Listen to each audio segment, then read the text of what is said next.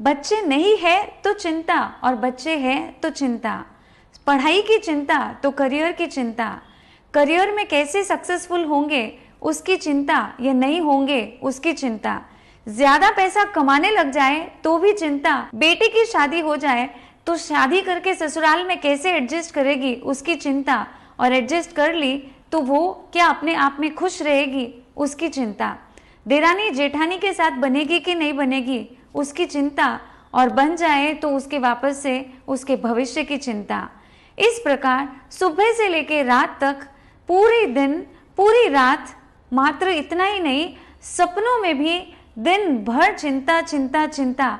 आप क्या कर रहे हैं? चिंता करने से कभी भी किसी भी समस्या का समाधान नहीं हो सकता, क्योंकि आप और मैं, हम दोनों में कोई भी ताकत नहीं है कि हम चिंता करने से किसी भी चीज से या किसी भी तनाव से मुक्त हो सकते हैं। Because majority of the time आप या तो आपके पास्ट में रहते हैं या फिर अपने फ्यूचर की चिंता करते हैं। जैसे कि किसी लड़की की शादी होती है तो वो हमेशा यही सोचती है कि मैं मेरे पियर में कितनी अच्छी थी, कितनी कंफर्ट थी, जब इच्छा होती है, जब मैं उठती, जब जो चाहिए वो खाती।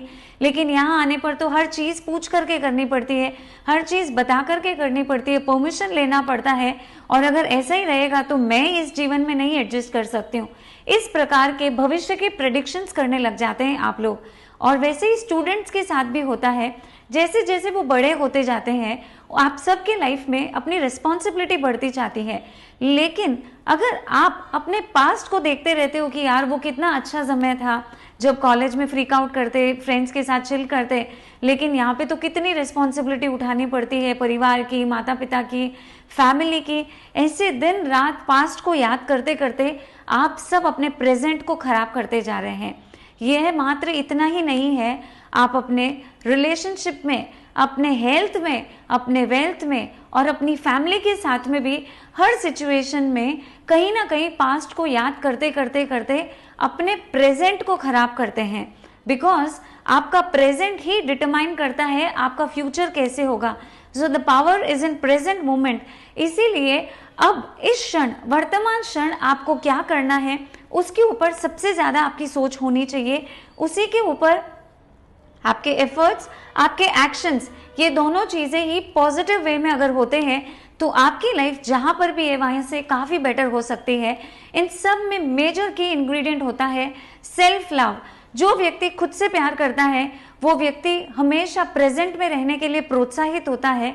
वो अपने पास्ट या फ्यूचर में कभी भी कंफ्यूज नहीं होता, वो प्रेजेंट को ही एंजॉय करता है, क्योंकि वो जानता है कि सारी शक्तियां उसके पास मौजूद है। दूसरा पॉइंट है, कभी भी अपना कंपैरिजन दूसरों से नहीं करना चाहिए, क्योंकि विनर्स और चैंपियंस वो होते हैं जो कंपैरिजन सिर्फ और सिर्फ खुद से करते हैं। पर आप लोग ये बहुत बड़ी गलती करते हैं कि जब भी आपसे कोई बेटर व्यक्ति दिखाई देता है, may be talent wise, may be skill wise, आप इमीडिएटली उस व्यक्ति के जैसे बनने की कोशिश कर देते हैं और आप अपने यूनिकनेस को, यानी आपकी जो स्ट्रेंथ्स है उसको छोड़ करके उस व्यक्ति के जैसे बनने की कोशिश कर लेते हैं। अगर कोई भी व्यक्ति ऐसा सोचे कि मैं जाकर के सचिन तेंदुलकर बन जाऊं तो क्या ये किसी के लिए भी पॉसिबल है?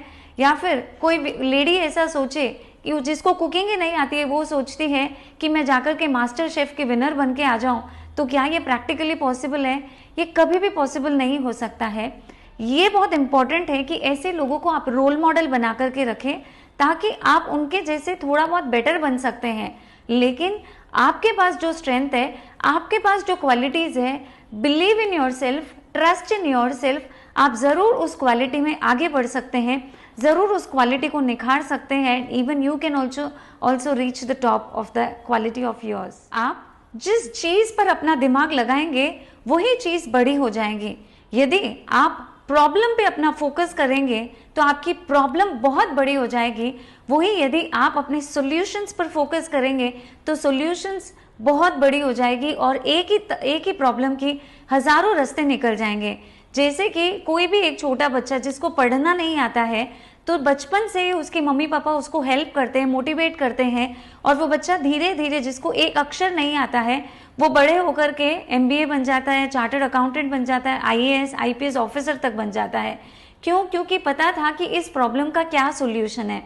वैसे ही सबके लाइफ में कठिनाइयाँ आती हैं, आप कोई स्पेशल नहीं है कि आपके ही लाइफ में टफ शिप्स आते हैं। अगर आप बिजनेस कर रहे हैं, अगर आप एक होम मेकर हैं, अगर आपके रिलेशनशिप में कोई भी तकलीफें हो रही हैं, तो आप देखिए कहाँ पर ऐसी प्रॉब्लम है, कहाँ पर आपका कम्युनिकेशन लैक हो रहा है, कहाँ पर आप दोनों के बीच में एक फ्रेंडलीनेस नहीं है।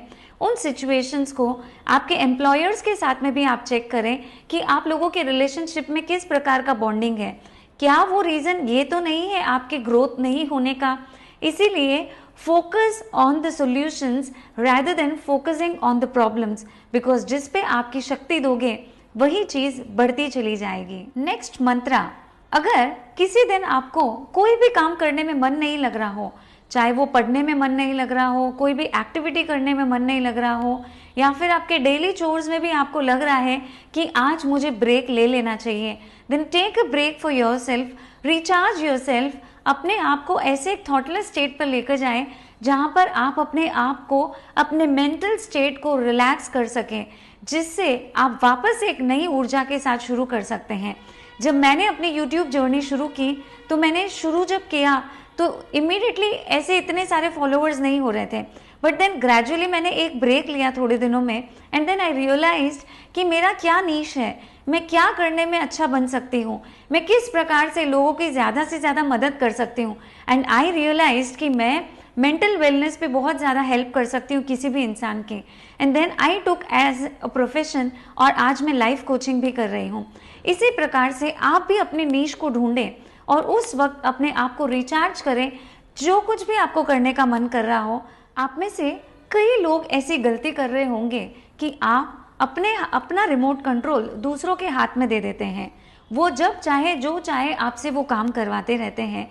इस प्रकार आपका खुद के लाइफ के ऊपर कोई भी कंट्रोल नहीं रहता। वो जब चाहे आपसे वो एक्टिविटी करवा लेते हैं। इससे इम्पैक्ट होता है आपके लाइफ का, बिकॉज आपके लाइफ का वर्दीनेस आप खुद नहीं पहचान पा रहे हैं। So value your self most importantly, because आप अपने नज़रों में जैसे रहेंगे, आपकी पूरी आसपास की दुनिया आपको वैसे ही वैल्यू करेगी। इन छोटे छोटे चीज़ों को ध्यान से जानिए, समझिए। जब नो बोलना है तब उस सिचुएशन में नो बोलें। जब आपको किसी की मदद चाहिए, मदद पूछते हुए कभी भी शर्माए नहीं। आपके फैमिली मेम्बर्स को आपका दर्द बता सकते हैं, आपके पेन को बता सकते हैं। कभी कभी आपका मूड कर रहा होगा कि कोई और व्यक्ति आपको एक कप चाय बना के दे दे, लेकिन आपके मन में एक चिंता रहेगी कि वो लोग क्या सोचेंगे, वो ऐसे क्या सोचेंगे, वो किस तरीके से मेरे को एक है ना अंडरस्टैंड करेंगे। तो ये सारी जो ख्याली दुनिया है ये आपके दिमाग में है, लेकिन always seek for help from others, और अपने आप को हमेशा गुड नोट्स में रखने की आदत को छोड़ दें।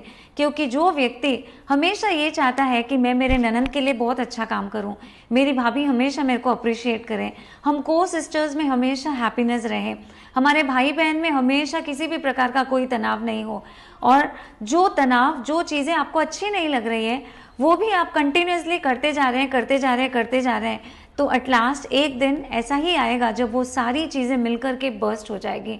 सो वो दिन आप सबके जीवन में नहीं आए, इसके लिए आप किसी भी व्यक्ति से पूछें, बात करें, अपनी बात को रखें, and at the same time be humble when you ask for some help, be humble when you share your situation, जिससे आपका भी काम हो जाएगा और आपके जीवन में तनाव और स्ट्रेस, इन दोनों से आप मुक्त हो जाओगे।